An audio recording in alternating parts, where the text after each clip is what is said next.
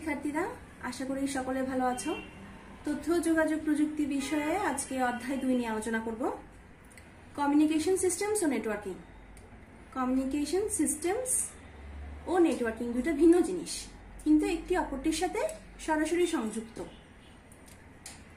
Communication সিস্টেমটা কি জিনিস? কমিউনিকেশন সিস্টেম হচ্ছে এক প্রান্ত থেকে অন্য প্রান্তে কোনো মাধ্যমের দ্বারা যদি তথ্য বা উপাত্তগুলো স্থানান্তর করা হয়, মানে মেসেজ প্রেরণ ও গ্রহণের ক্ষমতা, সেই জিনিসটাকে আমরা বলবো কমিউনিকেশন সিস্টেমস।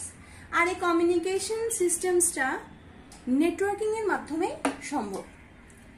তাহলে এখন ডেটা কমিউনিকেশন বলতে কি বুঝো? ডেটা মানে কি?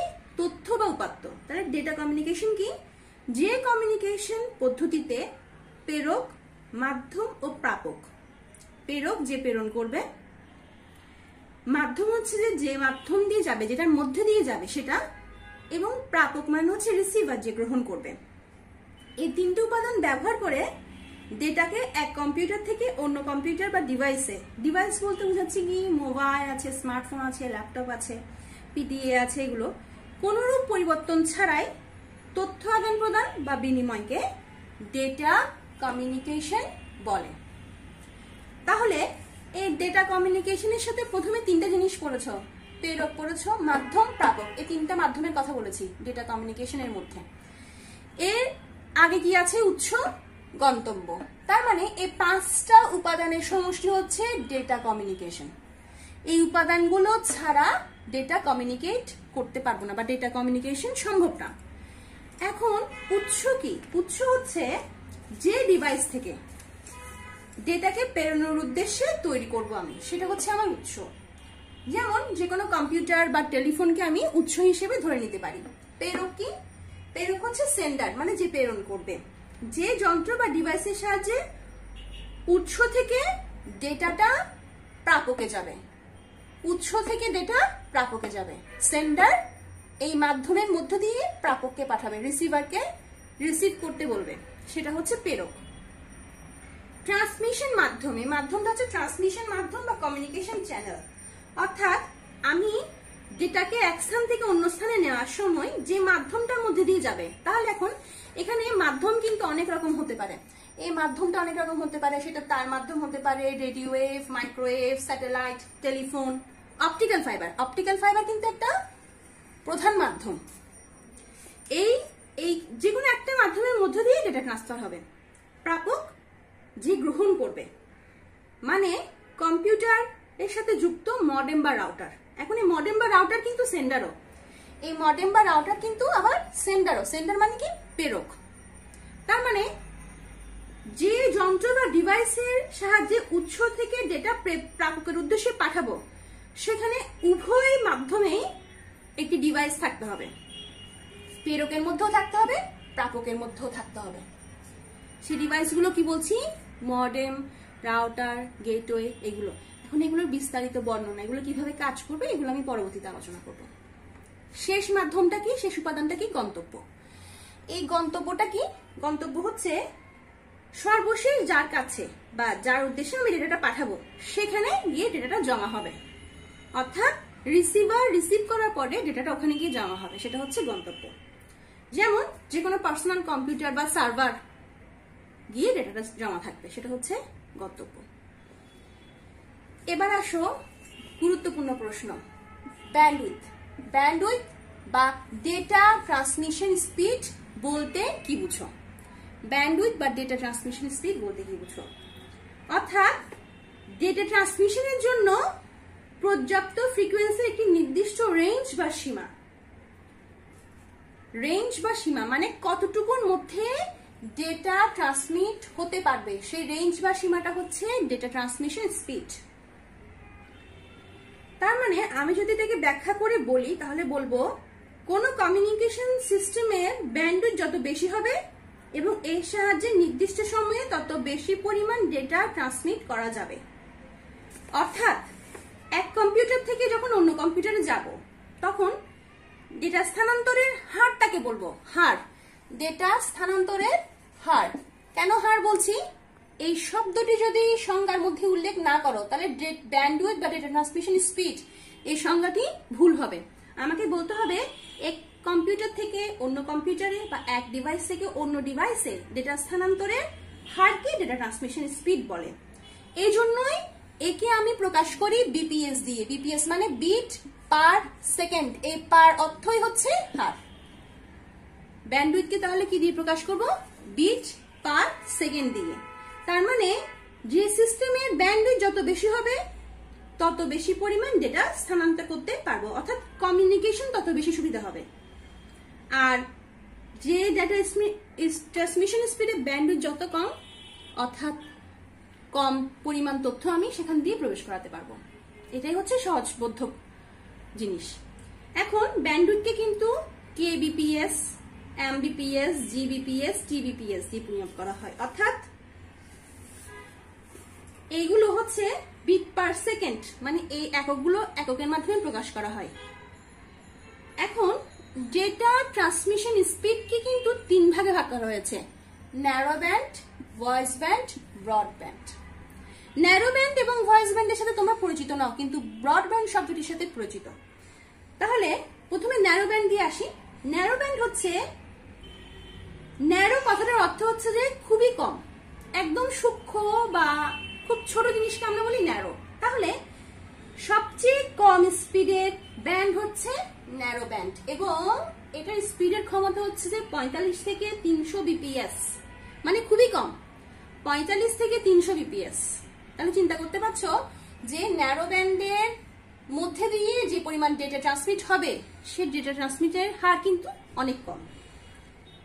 যেমন ধরো টেলিগ্রাফ লাইন, আগে যেরকম টেলিগ্রাফ প্রেরণ করতো মানুষ, সেই টেলিগ্রাফের লাইনগুলোতে ন্যারো ব্যান্ড কিন্তু ইউজ করা হতো।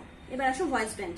ভয়েস ব্যান্ড ন্যারো ব্যান্ড থেকে কিছুটা উচ্চতর, প্রায় 1200 থেকে 9600 বিপিএস পর্যন্ত ডেটা ট্রান্সমিট করতে পারবে। তার মানে ন্যারো ব্যান্ড থেকে কিছুটা বেশি স্পিড। যেমন টেলিফোনে যে ব্যান্ডটা কাজ করে, যে ব্যান্ডউইথটা আমরা ব্যবহার করি, যে ডেটা ট্রান্সমিশন স্পিডটা ব্যবহার করি টেলিফোনে, সেটা হচ্ছে কিন্তু ভয়েস ব্যান্ড। এবার আসো ব্রডব্যান্ড। ব্রডব্যান্ড হচ্ছে যে অতি উচ্চ গতিসম্পন্ন ডেটা ট্রান্সমিশন পাওয়ারটাকে আমরা বলবো ব্রডব্যান্ড বা ব্যান্ডউইথ, ঠিক আছে? তার মানে 1 MBPS, এটা হচ্ছে কত? 1 MBPS, অনেক বেশি। 1 megabit per second, kilobit per second না, কেবিপিএস, এমবিপিএস। এখন কিলোবিট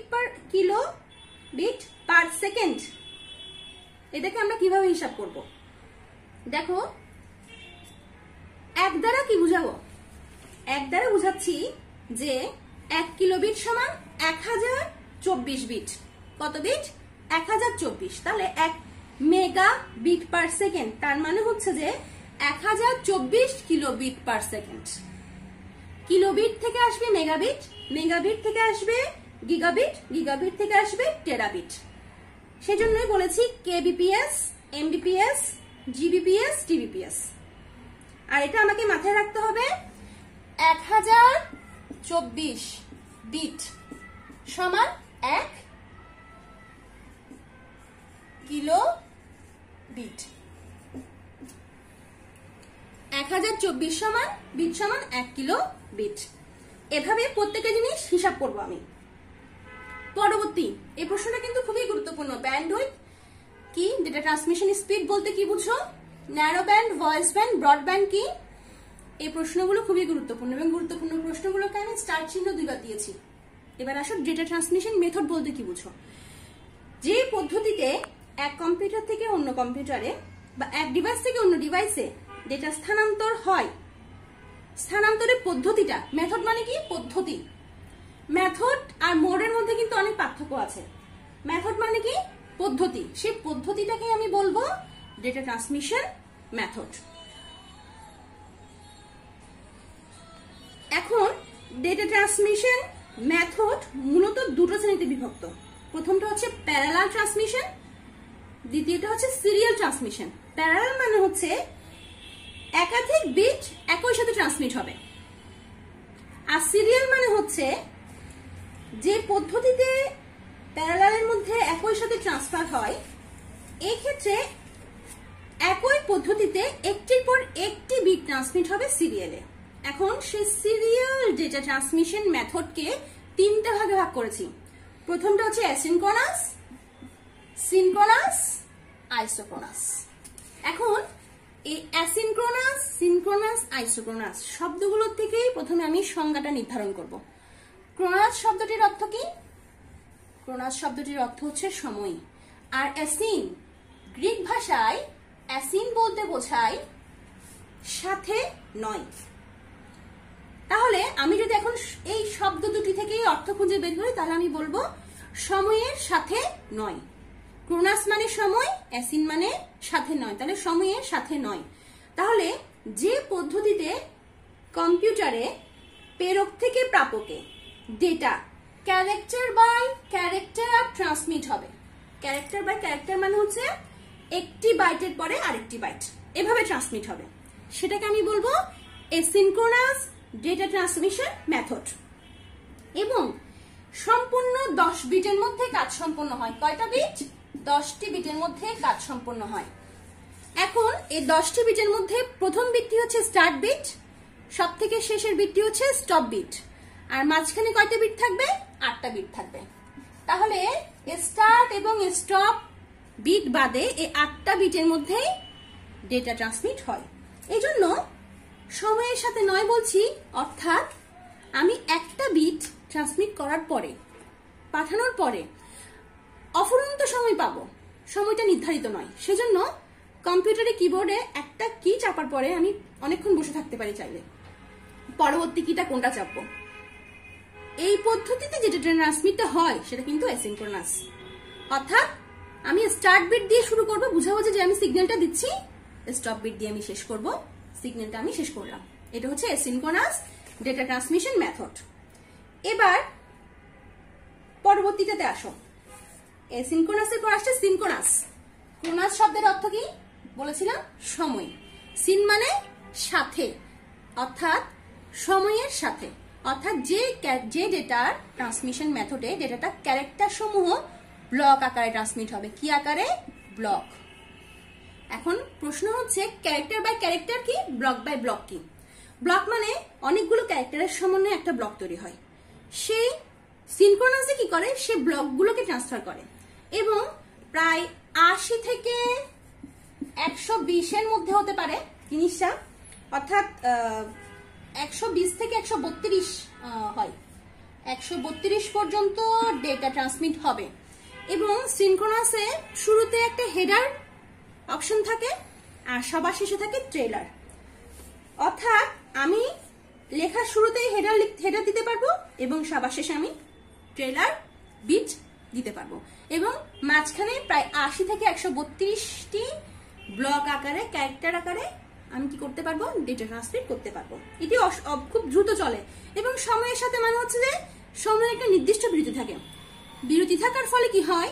ধরো প্রথম ব্লক থেকে দ্বিতীয় ব্লকে যেতে 5 সেকেন্ড সময় নিয়েছে, একই রকম 5 সেকেন্ড সময় নেবে দ্বিতীয় থেকে তৃতীয়। এভাবে 132টা বিট যদি আমি ট্রান্সফার করি, সবকিছুতে সময় সমান থাকবে। এই জন্য দ্রুত হয়, সময়ও কম লাগে এবং যেটা ট্রান্সমিটটাও দ্রুত হয়। পরবর্তীটা আসো, আইসোক্রোনাস।